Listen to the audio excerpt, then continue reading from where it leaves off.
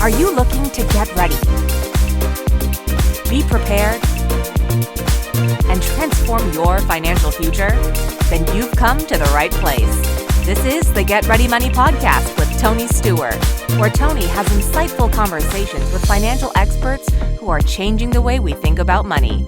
Catch up on the latest financial trends and hear practical advice from Tony and his expert guests so you can build healthy habits that work. Be empowered with tips for implementing small changes that can have a big impact on your financial future. So sit back and get ready to hear from today's guest. Welcome to the Get Ready Money Podcast, changing the way we think about money. I'm pleased to be joined today by Zach Whelchel. Zach is the founder of MyBudgetCoach. In this episode, we'll be discussing Zach's insights on how we change the way we think about money and budgeting. Zach, welcome to the Get Ready Money Podcast. Thanks for joining us today. Thank you for having me. It's great to be here. Yeah, excited to have you on and learn more about you and what you're up to. So, to start off with, tell us a little bit about yourself. What is your origin story?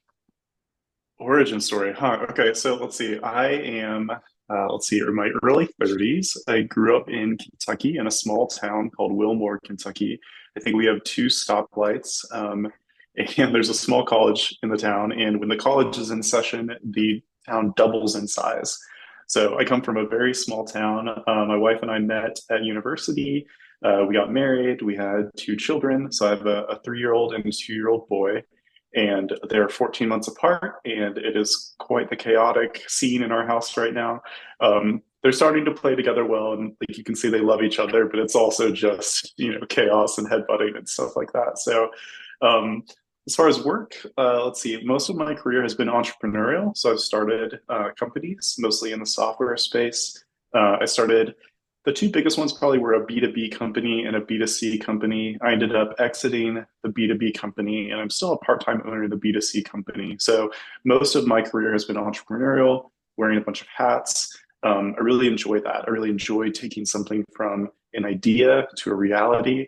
And lately, that's been with MyBudgetCoach and this budgeting space. Well, awesome. Well, that's a great story. Yeah, are you still living in a small town or? So yeah, funny you ask. Currently, we are in a small town. We're right next to my wife's parents, which the kids have loved because they can run over to their grandparents, which is great.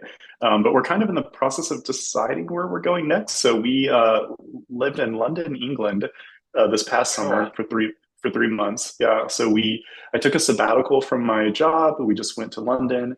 Just to try it out, just to see what it's like to live abroad with children. And we really enjoyed it. We really enjoyed the big city life. But going back to England is kind of hard for like visa reasons and stuff. So we're kind of in a holding pattern trying to decide where we're going to live next. Well, that's awesome. That's awesome. Well, I'm sure everybody on the podcast doesn't want to hear too much about, where we're living and stuff. But, it does come up for people because it impacts, what we do. And like you said, is, do we live in a foreign country? There are issues because I know a lot of our listeners, have questions about where they live and traveling and work requirements and all that. So it gets tricky. So that's awesome. Visas are a whole concept, right? If you want to go somewhere and work, like you either need a visa, or if you're an entrepreneur, you could do that, but you have to like submit a business plan. In the UK, at least, you have to submit a business plan, get it approved. Like there's a whole thing there. So we actually had a church that was going to sponsor a visa, which was really helpful because we'd be volunteering at the church that we went to. But again, we decided probably it's best to stay in the States for now. Wow. So, that's a reminder with anything that you want to do is that you can do it, but it takes some planning and strategy. So, absolutely. Which leads us right into talking about budgeting, which is planning and strategy. What inspired you to create MyBudgetCoach? Yeah, so my wife and I started budgeting about 4 years ago. We were in a season where I was just exiting one of those companies that I mentioned earlier, and we had our first kid on the way, and money was tight, and we had our first house. We were looking at buying a second house, and we found a zero-based budgeting app, and we fell in love with it. And this concept of giving every dollar a job, being really intentional with your money before you spend it, was just a game changer for us. as working together as like a couple, it's awesome to get to sit down and say, what are our priorities? You know, where do we want our money to go? So we fell in love with budgeting. We were kind of that couple that had to tell all of our friends and family. We started teaching a class at our church. So we had, you know, younger couples, older couples, everybody in between coming to our class and learning from us at church, which was super cool. And basically we got to the point where we realized that budgeting is awesome, but there's a huge learning curve. Like most people say they want to start budgeting, get into it, and then just either get discouraged or they fall off the bandwagon or they really need help. And so what we're doing with My Budget Coach is we're building kind of an alternative to those budgeting apps that exist. And the difference is you're connected to a coach, a real life coach from day one. Turns out there are a lot of really great budget coaches out there. They just needed a place to be brought together. And so that's what we're trying to do here. Well, that's awesome. Well, to back up for a minute, let's talk about zero-based budgeting. What is zero-based budgeting? Yeah, there are a couple of different forms of budgeting. Like when somebody says like, yeah, I want to budget or I keep a budget. The first one that I think a lot of people think of is just what's called expense tracking. So you'll say like, yeah, I want to spend $600 on groceries this month or whatever. And then you track your expenses. And if it's above 600, you're like, ah, shoot, I went over. And if it's below 600, you're like, yeah, I did good. And that's one form of budgeting, but it's not really a holistic view of your money, because if you go over, there's a consequence to that, right? Where does that money come from? You spent more than you thought, than you planned. And if you go under, what are you going to do with that extra money? So zero-based budgeting is great because it keeps track of every single dollar that you own. And the reason it's called zero is you want to get to the point where you have $0 that aren't planned currently. So the analogy I usually use is, imagine you go to your bank account, you grab all of your dollars, you bring them home, you dump them on a kitchen table, and you say, okay, this is all the money we have currently sitting here on this kitchen table. How are we going to spend it? So you get envelopes, you start divvying up the money into different envelopes. And at that point, you have a plan for all of your money. None of the money is on the kitchen table. It's all in an envelope. It all has a purpose. If you want to change that purpose, you can, but you get to make a real trade-off decision, right? If you're running out of money for eating out, you can look and see your clothing envelope is over there and it's got some money still, and you can take money from it if you want to. But that's a real trade-off decision you get to make, right? You get to say, yeah, eating out is more important to us than extra clothes this month. Whereas people who don't budget, they just look at their bank account balance. They're like, well, I guess I have a couple $100. I guess I can eat out more, but they don't realize what they're actually taking from themselves in the future. And that's why I love zero-based budgeting, is because it helps you realize those implications of what you choose to do with your money. Well, that's awesome. And I think that makes sense for people is, and it gets back to what you were talking a little bit earlier about budgeting. It's a little bit like dieting is, people don't really move forward because it's like, it's a lot to take in. I think with a clear definition, like you're talking about with zero-based budgeting, that's something people can understand is, you only have so many resources. And if you pull from here, if you want to do this, you have to pull from there, but people don't, it's too abstract sometimes. So it's hard to make. The truth is we make decisions with our money all the time. We just might not be aware of them, right? By choosing to spend your money here on that thing you see on Amazon, do you know what you've given up in choosing to do that? If you have a plan for your money beforehand, then you know what you're giving up, and it might be worth it and it might not be. If you don't have a plan, you're just kind of hoping everything works out, right? Definitely. Yeah, you need a plan. And we're going through that. I have a son who's in his late teens, and we're going through some of those spending choices. So, yep. And not spending money you don't have. Yeah, teens, those are the years to learn for sure. We've started teaching our 3-year-old how to budget. So every time we go to Walmart, he gets $2. And he can either save those $2 and add them up, or he can spend them. And the highest he's gotten is to a $10 Lightning McQueen purchase. So he saved up 5 times to get to $10. But we're hoping to build in some of those, delayed gratification and those things early. Of course, it's hard with a 3-year-old, and I'm sure it's hard with a teenager as well. But oh yeah, it's just bigger numbers, Yeah, for sure. Although with the little one, that's admirable with their attention span and their time frame, because it's like you tell them you're going to do something this weekend, they're like, this weekend, is it here yet? Is it Saturday? Is today Saturday? It might as well be forever in the future. Yeah, exactly. So, one of the things that My Budget Coach is different, and it's in the name, is what is a budget coach and how does a budget coach help? Yeah. So when you think about, coaching in general, there are all sorts of facets of our lives where we say, you know what, I need a coach, right? With exercise, coaches are popular because exercise itself isn't that hard to know what to do, right? Like you should just get out and run or do strength training. But the truth is, like, we need motivation, we need guidance, we need somebody to help us along the way. And so we think that that concept should be popular in cash flow as well, and budgeting and what you do with your money. And in the money space, you've got like financial advisors and financial planners and people that help you with investments and, you know, retirement, all those things. But we think that there should be a category for financial coaches in the budgeting space because the budget is such a foundational thing. Like if you don't control your cash flow, how will you ever be able to have the money to invest or have the money to save or any of those things? So we think learning to live by a budget is so important that it's something you really need to master. And so we want to help coaches help you do that essentially. Well, I love that. And I love that budgeting is the foundation of a financial plan. Because if you don't know your resources and you're not allocating your resources properly, you know, like you mentioned, you're not going to be able to meet your goals. You know, that all those other things are great, but people oftentimes, you know, get too caught up in like, you know, their investment allocation for the 401k. And while that's super important, you got to make sure you have money going into your 401k in the first place. You know? Yes. Yeah. And there's all sorts of reasons why different people need to budget. And it's not just people who are making a small amount of money or people that don't have a plan. We actually have a money quiz on our website you can go and take, and it'll break down your personality. And, you know, by each of these personalities, there's a reason why you want to budget. If somebody's super meticulous and wants to really get ahead or reach fire or whatever, you still want to budget because you want to eke out every bit of value you can. So yeah, there's all sorts of reasons why different personalities should budget, but like you said, like it's the foundation. If you don't do that, how are you going to move to the next level? Yeah, no, that's such an important point. So, you know, one of the things that you talk about is letting your budget work for you. So why should somebody let their budget work for you, and how do they get their budget to work for them? Yeah, so the budget never tells you what you should do with your money. And we as a company, we also really don't tell you what you should do with your money. Our coaches don't tell you what you should do with your money. All we're here to do is to help you do with your money what you would want to do. We want to hear what your priorities are, hear what your values are, build those into your budget so that you can spend according to your values.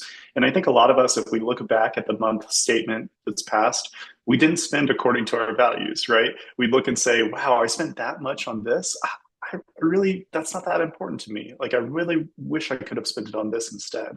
And so when you build out a budget and you make a plan and you put all of your money into digital envelopes, so that we call them, so that you have $0 in discretionary funds or zero slush fund, you have a plan, right? And so at that point, the budget is working for you because it's helping you know how much you can afford in any given category. And like I mentioned earlier, like if you want to make changes, you can totally make changes on the fly, but you get to know what those real changes are. And that's really helpful. That's cool. Well, you said something that I love there is about values, and I think that's important. But, you know, I do want to come back because this is a question I have, and I'm sure other people have, is why shouldn't you have a slush fund? Okay, so you can if you want to, right? You can make a line item in your budget called stuff I forgot about or slush fund or whatever. And it's really up to you as an individual to decide how you want to spend your money. If you want a portion of your money to be something that's not tied to anything, you can choose to do that. But the cool thing about a budget is you can choose how much is there each month, right? Certainly, it probably wouldn't be wise to have all of our money be a slush fund that doesn't have a plan. But certainly, it might be good for you to have a percentage of it. And with a budget, you can at least control that. Well, that's awesome. And that's a great idea is, you know, if you do want some sort of unearmarked cash, I didn't say that very well, but I think that's important is that, like you point out, is that you put that aside. And I know a lot of financial planners do that with their clients' investment portfolios. They'll say, you know, we'll manage 95% of it, 5% you can invest wherever you want. You know, yeah, just to scratch that itch, right? Because you want to make sure that you can be out there playing the game as well. Yeah, I get that. Exactly. So I love that. Is that, you know, in this way, people are doing it intentionally, which is the next question is why should people live intentionally and practice intentionality with their money? Yeah, I mean, living intentionally to me it's just one of those like core values of life. It's like one of those morals that you should strive for, right? We either live in a way where things kind of happen to us and we're just reactionary, or we live in a way where we go out and try to, be better, try to make the world a little better, make our lives a little better, strengthen our position to help our families and our communities and all those things. So I think being intentional is just, a good virtue to have in general. And with money, we have tools that help us do that, right? With like spreadsheets and budgets and all those things, right? They help us be intentional. With other things like being intentional with your time or your effort, those are a little harder to measure. But with money, it's super clear to measure because it's numbers, and you can track those numbers and plan for them. Yeah, well, that's awesome. And that's what you said at the very beginning, coming back to that is being intentional with your spending is, thinking about the choices that you're making, because choices do have ramifications. That may not be buying, a candy bar, but, if you're buying a candy bar every day, or, like they talked about Starbucks buying coffee, that's not necessarily a bad choice, but you just have to be aware that you are making that choice. So. Sure. Yeah. And again, like, we're not here to say what you should or shouldn't value, right? Some people should value a coffee every day. Some people probably shouldn't value that, right? Like, it's up to you, like what you value and what you value more, right? We live in a society that there's so many things, and the cost is somewhat affordable on many of these things you can enjoy, right? So like, you probably can choose what it is you want to value. You just can't take all of those things, right? And so making those decisions ahead of time lets you enjoy where you want to. And it also lets you spend guilt-free because you've set that money aside for that, right? A lot of people probably buy a coffee every day and they feel bad about it. They're like, I know this isn't smart. But if you've set aside the money for that, and that you've also set aside the money for everything else you need, you can spend on those things that you enjoy guilt-free because you know that you've planned for it. Exactly. And like you said, is, getting back to the zero-based budgeting, is if you're putting money in your coffee envelope, that's fine. Put money in your coffee envelope. Enjoy your daily coffee. So not, that goes against what some popular money gurus say, but I think this is more real, and it's something that people can live with. So it's awesome advice. So, let's jump into the get ready questions. The first one is, what basic money concept do you wish people knew? Oh, goodness. What basic money concept? I feel like I'm always trying to tell my friends and family about just delayed gratification in general, right? Money is a long game that you have to play over the course of your life, and all of those tiny decisions that you make along the way build up over time, right? And so if you can, it might seem like you budget, you can only save a couple $100s a month when you're younger or just getting started, and it feels like, what is that even going to do? But those things just stack up over time. I mean, me and my wife, in our personal story, we made a lot of sacrifices early on, saved money as much as we could, and it put us in positions where we were able to purchase real estate when interest rates were super low. And so what we've done is, when we move out of a house to a bigger house, we keep the previous house. We've done that twice now. So we have 2 properties that we lived in and then we've kept. And so we always buy houses that are smaller than we can afford. We always save as much as we can. And now, because of that, things just stack and grow over time. We're in a position now where I was able to quit my full-time consulting job in order to build this company because we have rental income from these properties, right? So, it's obviously not as much as working as a software developer, but it's enough to keep us kind of going and afloat and getting to work on things that we feel like are helpful in the world. So I would say just that concept of delayed gratification, having a plan, and just the little wins build up over time. And so it's really worth it to start that journey. I love that. Little wins build up over time. And I think people, underestimate that, is that all these little decisions can help you over the long term, things that you're thinking about. So that's awesome for people to know. So Zach, what is one simple thing people can do each year to set themselves up for financial success? Each year. Let's think. Well, I mean, my obvious answer would just be budgeting, right? Because if you budget, so something we do at the end of the month is, we call it like sweeping our money, right? So you get to the end of the month, and in a zero-based budget, when you have underspent in categories, you get to choose where that money goes, right? And so at the end of the month, it's super fun. My wife and I sit down, we look at the budget, all the transactions are in, we say, we saved $30 here, we saved $100 there, we saved 40. where's that going, right? And towards the bottom of our budget, we usually keep our fun things or our savings, our investments, and we get to make the decision together. Like, let's take that 140 and let's put it on. We just bought like a blow up kayak because my wife really likes going out in the lake and standing up and doing the thing. And my children try to, hang on and go with her, and it's pretty fun. But we just bought one of those because we were able to sweep money down. So that's something we do at the end of every month, but it's also a concept you can do at the end of the year, right? When you've been intentional throughout the year, I mean, something like cutting a single subscription cost by the end of the year, that's hundreds of dollars, right? And being able to sweep that to something that you want or enjoy can be really powerful. Well, that's awesome. I want to dive a little bit deeper on one of the things you said so people can be clear on this is, you talked about savings and investing. That's also one of the budget items that you set up, right? Or that you recommend people set up? Yeah. So as far as like what budget items we recommend people set up, like every user is different, every coach is different. Like we as a platform exist for coaches to come and bring kind of their ideas. But yeah, most of our coaches would say like, yeah, you should be saving, you should be investing. But first, let's get a hold of your cash flow first, right? Let's pay off all your debt. Let's make sure we're not going into more debt. And then once you have positive cash flow, yeah, let's put it into, at least right now, all these savings accounts are getting like 5% with the interest rates what they are, right? So that's a pretty obvious win. And then beyond that, investing in the market and such. I should say that as budget coaches, we aren't credentialed to give like financial investing or insurance advice. But in more of a general sense, yes, that is a good thing that you should do eventually.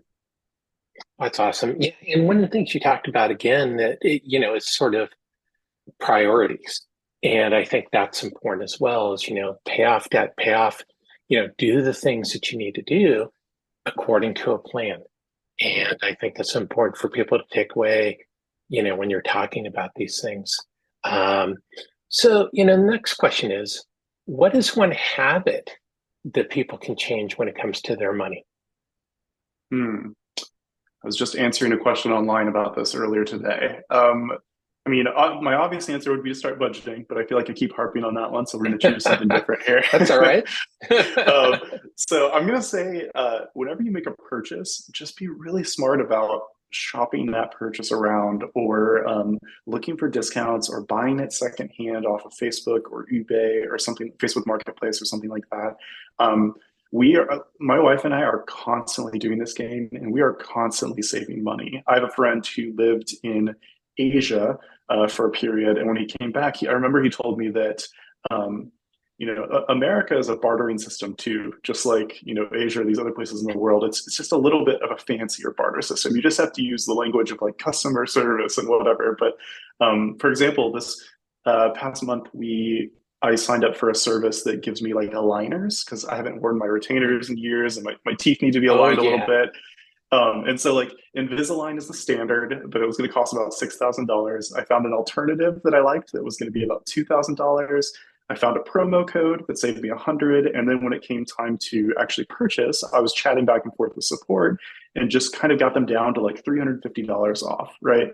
So like in the process of that, we went from like 6,000 potentially to like 1,700 potentially. And that's just because we put in the effort. We put in a little bit of effort. We shopped around. We asked customer service. And if you make a habit of that over time, it's huge, the dividends that pay off. Yeah, I completely agree. I've written countless articles on life insurance, and that's, one of the standard things that I always tell people is, you have to check with multiple insurance companies. They don't all price the same. And like you said, is one of the things you were talking about, it's discounts, especially like auto insurance, homeowners insurance, there's a lot of discounts, but sometimes you have to poke around a little bit and be aware of the discounts, and I think that's the other thing that you were talking about is do a little homework, be an educated consumer. Like, other people would have gone just straight with, was it Invisalign?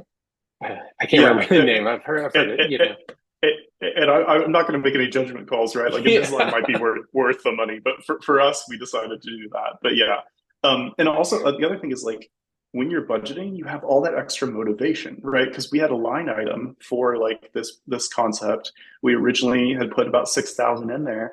And we got to see that if we chose something else, all that extra money gets to be swept somewhere else, right? So like, because we're keeping track of all our dollars and we have a plan for all of our dollars, when you have a win, that win gets to go somewhere else. And that is super motivating.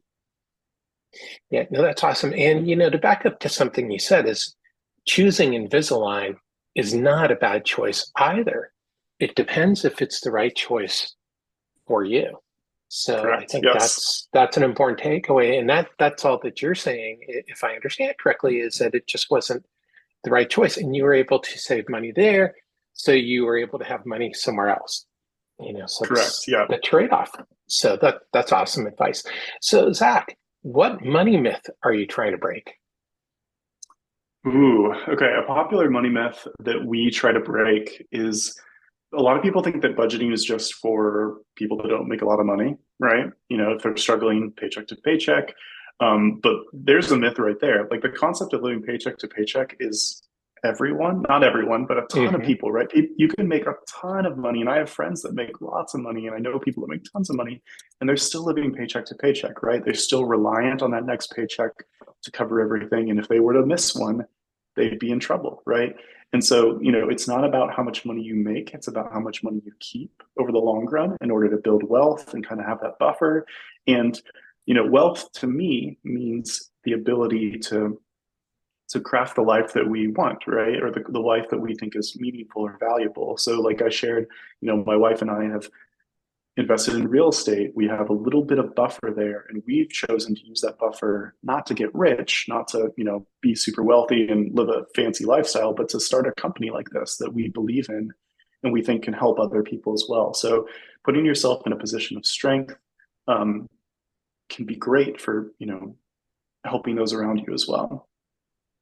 That's awesome. And you know, just what you're saying, it's with the lifestyle creep. I've seen that so often. You know, somebody starts making more money, and it's like, oh, well, we can get the new car now, and you know, or we can move. And until you're quite ready to do that, and again, that gets back to what you've been talking about: is making a plan. Is you know, whether you call it a budget or not. You know, is do you have enough money to afford it? Yeah. And if you make more money and the car is like your thing and it's like you want it so much, like, yeah, it might be a good way to spend your money. But like when you have a plan, you get to see the implications of that. Do I want that car more than I want this? Right. And that's all we're asking, is that people would really allocate their money towards what their values are. If your value is a car, go for it. If your value is something else, do that instead. Yeah, and you mentioned values again, and I think that's so important to allocate your money to your values. That's so important, is to think about what's important to you. And it gets Mm-hmm. back to the intentionality that we've been talking about. So, Zach, let's get out the time machine for a minute. What advice would you give your younger self if you could go back in time knowing what you know now about money? Wow. Okay. Yeah, I'm getting old enough, so I'm getting to the point where I'm like, there's probably some things I could have done better, right? There's a way I could have done that better. I'd say that the order at which I tackled things in life was probably not the optimal order. So I came right out of college and started doing entrepreneurial things, building companies. And when you're building companies right out of college, you know, we had a 3,000 square foot office. We had, you know, staff on that we were paying salaries. You know, these people had families and kids, and it was a lot of pressure, and we didn't have any sort of cushion to make sure we'd be fine. So there were periods of my life where, you know, my wife and I were covering the payroll of others at our company, and we weren't being paid for 6, 9 months at a time, right? So I think after that, after I exited those kind of hard years, I went and got a corporate job and I made really good money for a while. And then I left that. So I think maybe reversing those would have been good, right? Coming out of college, doing a job that you know you can make good money in, and then using that money to do the entrepreneurial things probably would have been less stressful and more healthy all around. But again, I mean, who's to say? Because I learned a ton of lessons and it kind of shaped my character and who I am, and, you know, put me in a position where I can start this company at this point. So I think one of the phrases, there's a song by Ben Rector that my wife and I like, and he says something about like enjoying the fruit that is in season. And I feel like we've been trying to live by that recently. This idea that there's a season for this and there's a season for that. Right now, our season is two kids that drive us crazy and we love dearly, right? But like eating the fruit in season means like just enjoying them in this stage. And if that means we have less time to do X, Y, and Z, well, this just isn't the season for that. So, um, yeah, it's hard to say what I would change going back, but maybe the order of things so that would have been a little less stressful when creating companies.